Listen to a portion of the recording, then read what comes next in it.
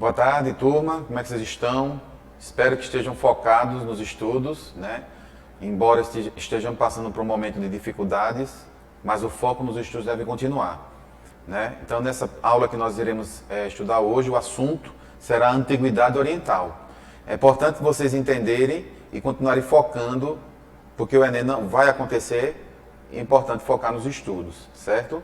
Então, o assunto de hoje, de história, é justamente a Antiguidade Oriental.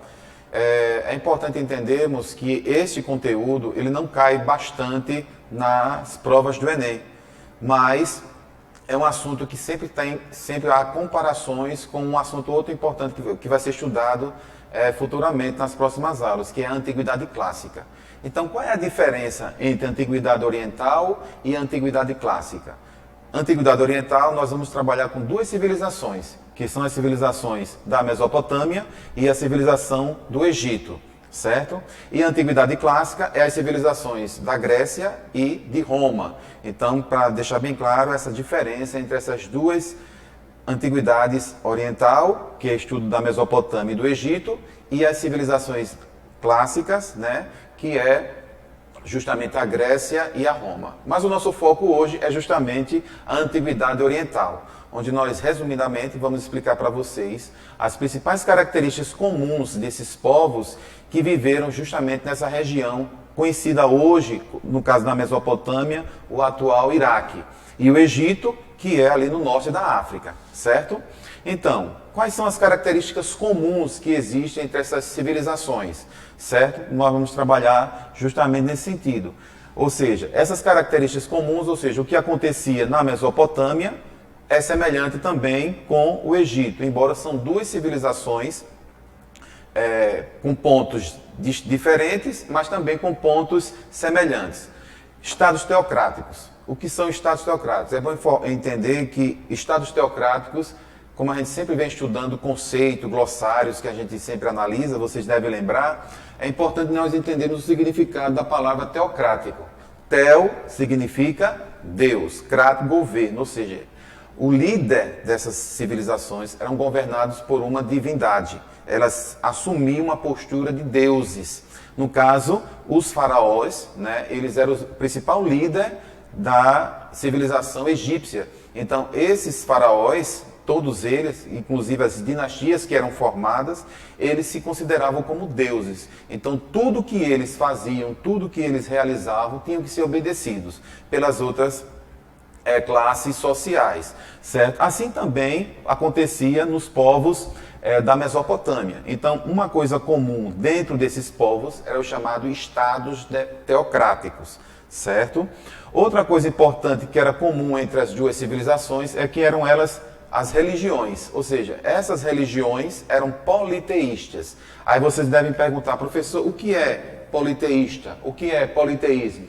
Politeísta são crenças em várias divindades, crença em vários deuses. Eles, no caso, os povos da Mesopotâmia e tanto do Egito, eles tinham essa crença de acreditar em vários deuses, certo? Esses deuses estavam ligados à natureza ou também ao universo, eram representações de que eles adoravam esses deuses, certo? A economia também era uma coisa semelhante entre esses povos, ou seja, a produção de excedentes agrícolas, certo?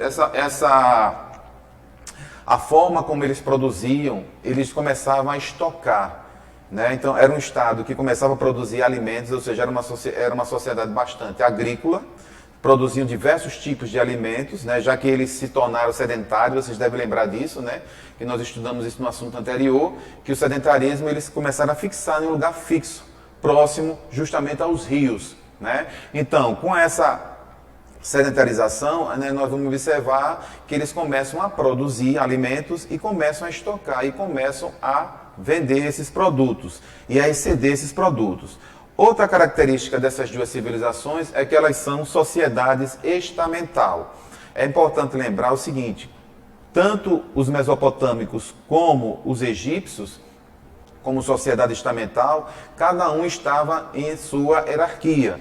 Um exemplo clássico que nós vamos observar aqui são as sociedades egípcias. Nós temos aqui os nobres, os sacerdotes, os mercadores, escribas, militares, cada um na sua hierarquia social. Porém, havia nessa sociedade estamental, que significa pouca mobilidade social, pequenos grupos que se deslocavam, que tinham certos privilégios. Um exemplo são os escribas, né? Então não eram sociedades estáticas, eram sociedade estamental com pouca mobilidade social, certo? E outra coisa que vocês vão observar tanto nas provas do Enem é que essas civilizações são conhecidas como civilização hidráulica, certo? Por quê? Porque eram civilizações que utilizaram os rios, que construíram diques, que construíram barragens, né? Ou seja, realizaram canais de irrigação para produzir alimentos, para desenvolver a agricultura. Então, tanto essas civilizações da Mesopotâmia como do Egito são chamadas também de civilizações hidráulicas, certo? Então, neste momento, nós vamos trabalhar um pouco agora destacar um pouco sobre a Mesopotâmia, certo? A Mesopotâmia eram povos que dominaram aquela região ali do atual Iraque, certo? Hoje, o atual Iraque. Então, observem que essa região da Mesopotâmia, os gregos chamaram de terra entre rios. Ou seja, eram povos que viviam principalmente próximo a dois rios importantes naquela região. O rio Tigres e o rio Eufrates, certo? Então, quais foram os povos que dominaram, que ocuparam essa região da Mesopotâmia?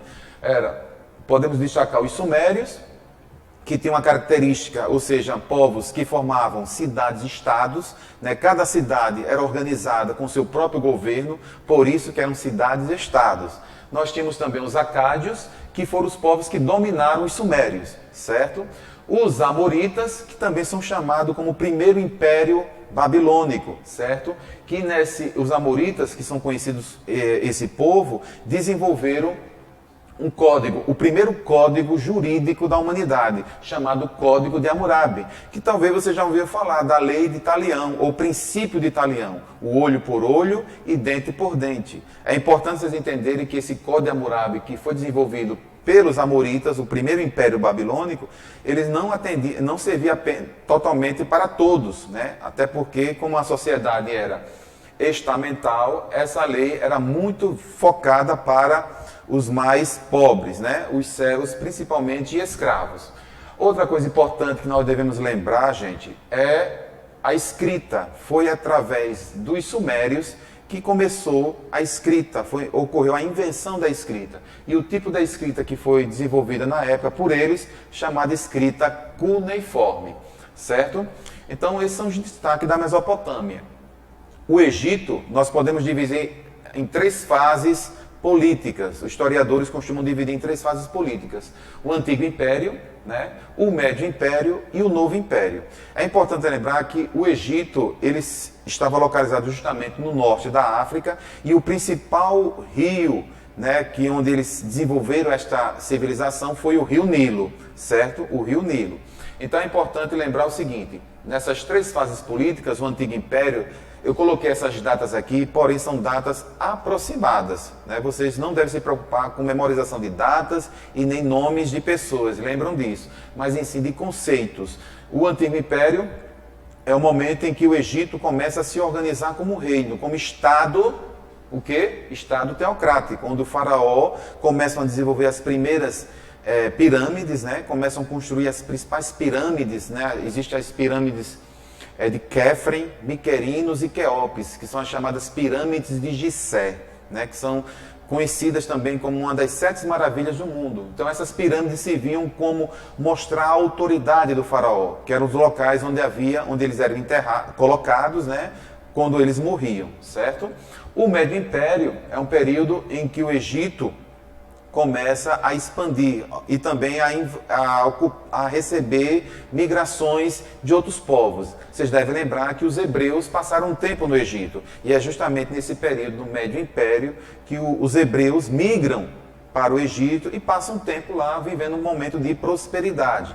Além dos hebreus, outro povo que ocupou essa região do Egito foi os iquisos, né? Os iquisos dominaram o Egito nesse período. E ali houve um momento de conflitos entre os egípcios e os iquisos. Com a expulsão dos iquisos, acontece um novo período chamado Novo Império. Ou seja, é o período em que o Egito começa a expandir o seu império, certo? É um período em que o Egito começa a conquistar vários territórios e a fazer escravos, certo? Escravos. Muito bem. O que nós vamos destacar aqui na religião egípcia é que, além do Egito ser um povo, uma religião politeísta, ou seja, crença em vários deuses, houve um faraó chamado Amenófis IV, que instituiu o monoteísmo. Mas por que ele instituiu o monoteísmo? E eu pergunto, o que é o monoteísmo? O monoteísmo é justamente a crença em um único Deus. Então, Amenófis IV, ele determinou que houvesse adoração apenas a um Deus. Esse Deus se chamava Atom, que era o Deus Sol, e todos os outros deuses foram cancelados, né? Não podiam mais ser adorados pelos egípcios, instituindo assim o culto monoteísta, Amenófis IV. Porém, essa religião monoteísta não permaneceu durante muito tempo, pois após a morte de Amenófis IV, que depois passou a se chamar Akhenaton, né, se referindo ao Deus Sol, após a sua morte, essa religião ela foi acabada. Uma das características dessa religião, minha gente, é que elas se chamam-se antroposomórficas, ou seja, eram deuses representados com figuras humanas e figuras de animais. É muito característico isso nas imagens, nas esculturas, nas produções artísticas dos egípcios. Figura de deuses com misturas de animais e representações também do corpo humano, certo? E destacando aqui, a sociedade egípcia era dividida justamente, lembre-se que era uma sociedade estamental. Você tinha o faraó, que era o principal, né, que estava lá no topo dessa pirâmide, né, e você tinha os nobres, sacerdotes, mercadores, escribas, militares, artesãos, camponeses e escravos. Os escribas eram parte do povo egípcio que aprenderam a escrever e desenvolveram a escrita hieroglífica. Então eles tinham essa capacidade de escrever todas as ordens dos faraós, certo? Os escribas. Bom, é importante destacar que tanto a Mesopotâmia como o Egito, eles cresceram numa região chamada Crescente Fértil, muito conhecida naquela região ali do Oriente Médio e do Norte da África, certo? Então, nas próximas aulas, nós vamos dar continuidade, passar exercícios para vocês, né, e que vocês continuem focados nos estudos e até a volta, ok? Boa tarde.